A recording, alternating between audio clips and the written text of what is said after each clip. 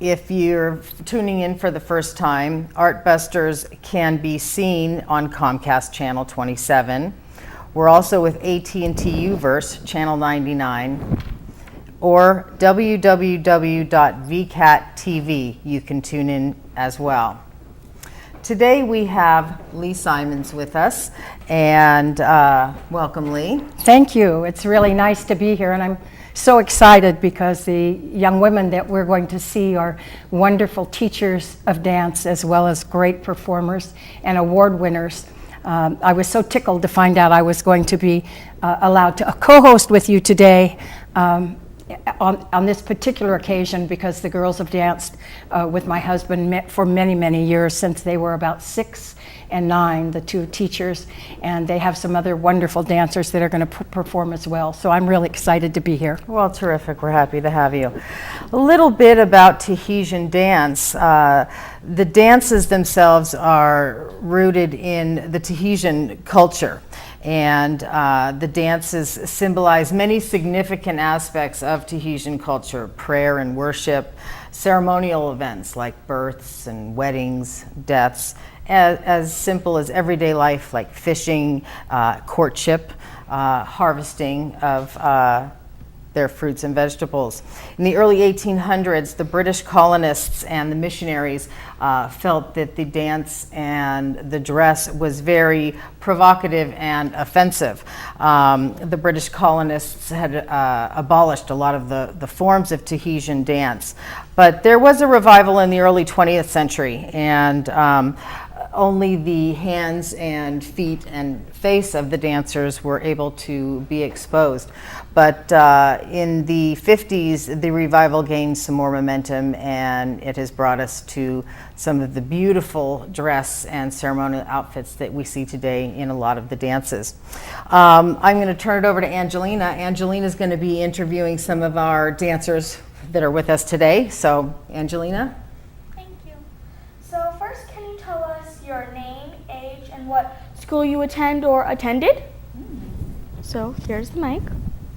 I'll start. My name is Monica Bermudez. I attended Sacramento State University. I am currently a teacher myself. And did you want my age also? Sure. 32. I'll pass it on.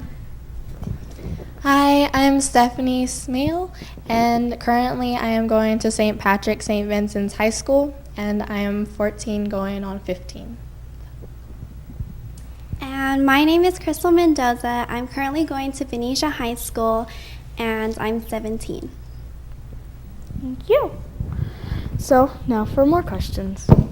Let's see. How did you get involved in Tahitian dance, and how long have you been dancing? Good question. I started dancing because my mom was dancing. I'm so sorry. And she would go to practice, and I wanted to be with her. So I actually wanted to do ballet, but I wanted to be with my mom more than ballet. So that's how I started dancing. And I've been dancing since I was 5. Wow. I started dancing when my mother took me to Hui Tamanui classes when I was around 4 and 6.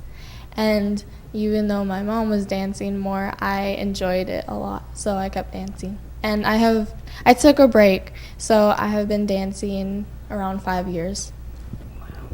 And with me, the way I got involved was one of my best friends, Marissa. She actually introduced me to Hui Tamanui, And I think I've been dancing since I was a freshman, so yeah. Thanks.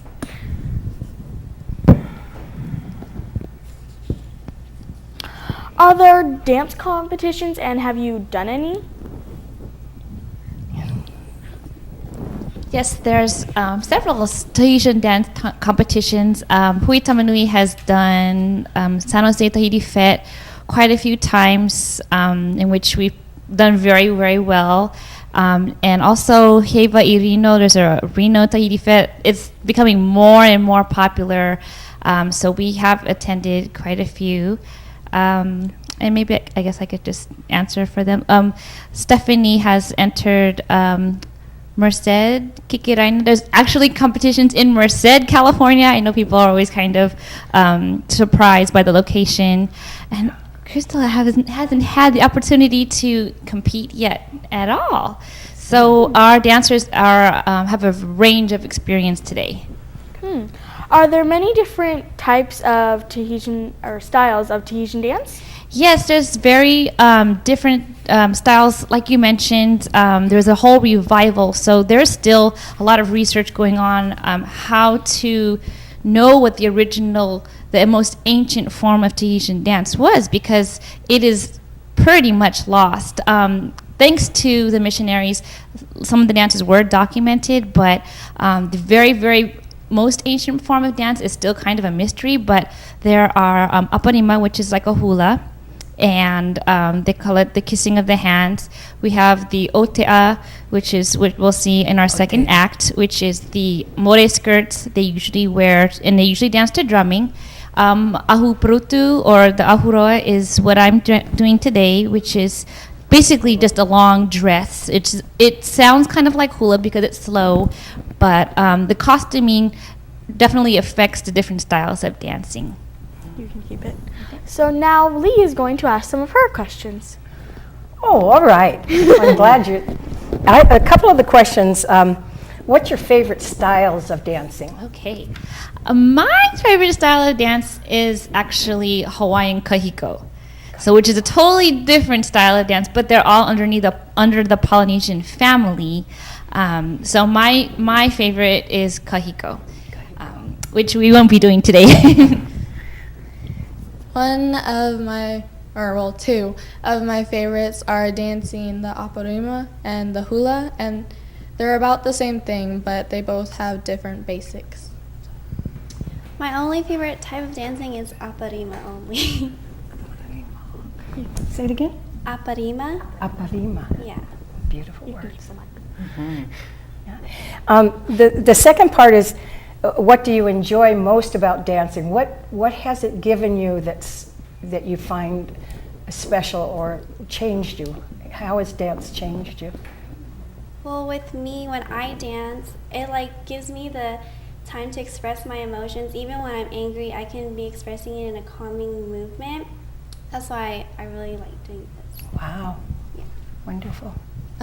When I dance, I turn into a very graceful person, even if I'm just, if anyone's just weird or any person, when they dance, they just turn into this beautiful and graceful person, and I really appreciate that. Yes. Wow, you took the words right out of my mouth. I was just going to say that anybody, it's like you could see anybody on the street, but when they look so much different when they dance, and it could be anybody, any age, from any background, and it's really transformative. For me, I'm still very, very shy, but really dancing helped me come out of my shell, and it's happened for a lot of people I know, that they finally found a way to, express themselves, like you said, and also to not be afraid to speak up or to say something or to sing or whatever. So for me, it really helped me become less introverted. It's kind of given some of the dancers a voice, almost. Exactly. It's amazing to me because all of the things that each of you said are how I see it. I see grace, I see a centering, and I see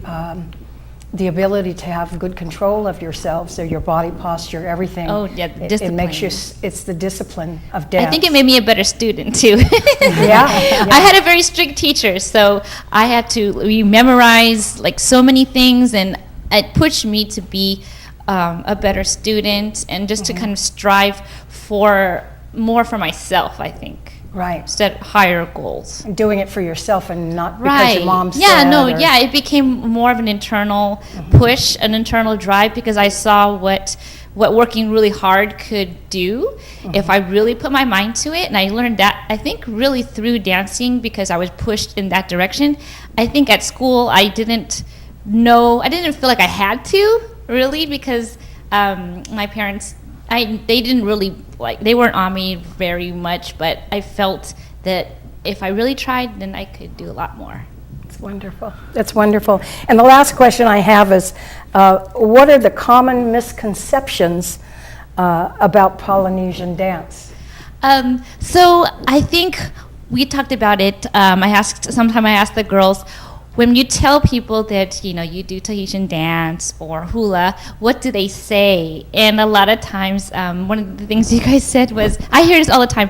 Do you wear coconut bras? Or you mean the grass skirt? I think there's definitely a really big confusion between the different styles, hula and Tahitian. At first, they look very similar, but the music and the language is different. Again, the themes are very similar, like you mentioned. Any important event that anybody would sing about or write about, that's what we dance about. But like Stephanie also said, the steps are very different themselves, the actual dance motion. So the other thing I think is a misconception is that it's all just motions and that it doesn't have a meaning. And so I'm so glad that you said that. I'm very well researched that there is a meaning behind everything, and it's not just get up there and shake. Although it is fun, there is a lot of history behind what we do. I think it's I guess because of the tourism, it kind of loses its sacredness, but it is essentially very sacred. So that's a misconception also.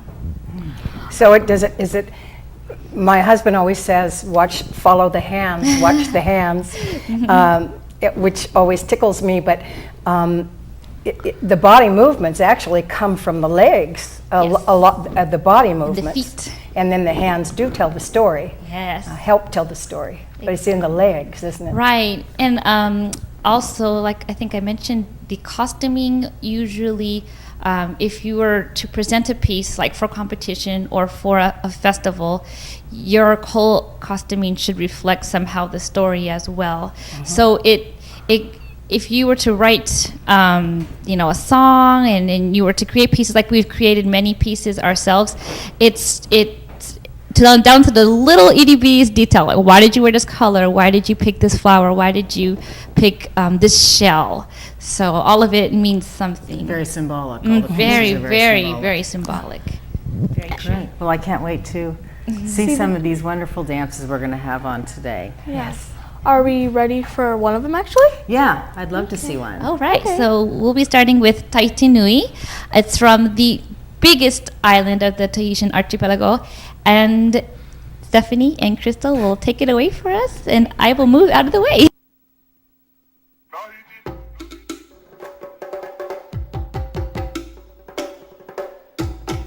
Tahiti nui te whare au ri taua here ai. Anana hi wherururi au e aha te uru. Tahiti nui te whare au ri taua here ai.